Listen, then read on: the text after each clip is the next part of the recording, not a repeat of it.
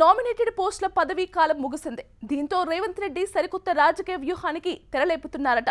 50కి పైగా కార్పొరేషన్ చైర్మన్ల భవిష్యత్తు ఇప్పుడు అధిష్టానం చేతుల్లో ఉండటంతో రాష్ట్ర రాజకీయం ఒక్కసారిగా వేడెక్కింది.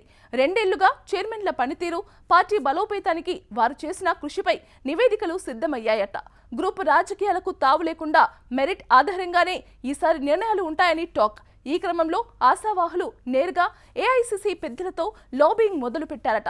ఇంతకీ ఎవరి పదవి ఉంటుంది, ఎవరి పదవి ఊడుతుంది, ఎవరికి కొత్తగా పదవులు దక్కనున్నాయన్నది ఉత్కంఠగా మారింది.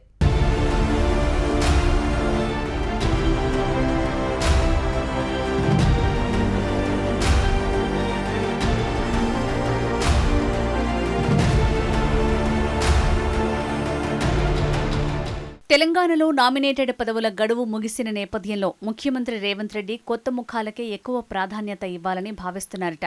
వచ్చే అసెంబ్లీ ఎన్నికలను దృష్టిలో ఉంచుకుని పార్టీ కోసం క్షేత్రస్థాయిలో కష్టపడిన ద్వితీయ శ్రేణి నాయకులకు ఛాన్స్ ఇవ్వనున్నారట. కొత్తవారికి అవకాశం కల్పించడం ద్వారా పార్టీని మరింత బలోపేతం చేయొచ్చని ప్రభుత్వం యోచిస్తోంది. పాతవారిలో కేవలం అత్యంత చురుగ్గా పనిచేసిన కొద్ది మందికి మాత్రమే పొడిగింపు లభించే అవకాశం ఉన్నట్టు సమాచారం. మిగిలిన స్థానాల్లో కొత్త వారిని భర్తీ చేసేందుకు తీవ్రస్థాయిలో కసరత్తులు సాగుతున్నాయట. తెలంగాణ కాంగ్రెస్ ప్రభుత్వంలో నామినేటెడ్ పదవుల జాతర మరో ఇంట్రెస్టింగ్ టర్న్ తీసుకుంది. ఇప్పటివరకు కార్పొరేషన్ చైర్మన్లుగా, బోర్డుల సారథులుగా వ్యవహరించిన పలువురు నేతల పదవీకాలం ముగిసింది. ఈ నేపథ్యంలో గాంధీభవన్తో పాటు సచివాలయంలోనూ హాట్ చర్చ నడుస్తోంది. పాతవారినే కంటిన్యూ చేస్తారా, లేక కొత్తవారికి కుర్చీలు అప్పగిస్తారా? గతంలో నియమితులైన దాదాపు 37 కార్పొరేషన్ల చైర్మన్ల పదవీకాలం ముగియటంతో వారిలో తీవ్ర ఉత్కంఠ నెలకొంది. తమ పదవులను ఎలాగైనా కాపాడుకోవాలని, మళ్లీ రెన్యువల్ చేయించుకోవాలని కొందరు నేతలు, మంత్రులు ఢిల్లీ పెద్దల చుట్టూ పైరవీలు మొదలుపెట్టారు. కానీ ముఖ్యమంత్రి రేవంత్ రెడ్డి మైండ్ గేమ్ మాత్రం మరోలా ఉందన్న ప్రచారం జోరందుకుంది.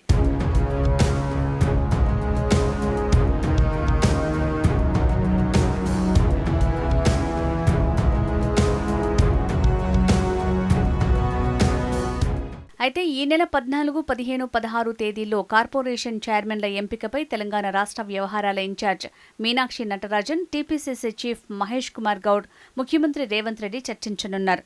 మొదటి దఫా భేటీలో ఒక నిర్ణయానికి వచ్చిన తర్వాత రెండో సిట్టింగ్లో రాష్ట్ర ముఖ్య నాయకులతో చర్చించి కార్పొరేషన్ చైర్మన్ల ఎంపికపై ఒక ఏకాభిప్రాయానికి వస్తారని సమాచారం. ఆ తర్వాత కార్పొరేషన్ చైర్మన్ పేర్లతో కూడిన తుది జాబితా విడుదల చేసే అవకాశం ఉన్నట్టు గుసగుసలు వినిపిస్తున్నాయి. మొదటి దఫాలో పనిచేసిన వారికి పార్టీ కీలక పదవుల్లో అవకాశం కల్పించాలని పార్టీ పెద్దలు భావిస్తున్నారన్న చర్చ రీసౌండ్ చేస్తోంది.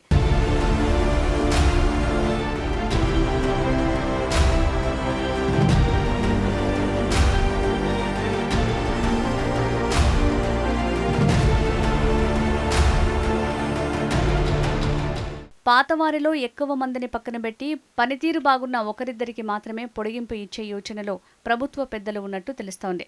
అదే జరిగితే ఎన్నికల సమయంలో పార్టీ విజయం కోసం అహర్నిశలు శ్రమించిన ద్వితీయ శ్రేణి నాయకులు, నిరుత్సాహంలో ఉన్న సీనియర్లకు ఈసారి అదృష్టం వరించే ఛాన్స్ ఉంటుంది.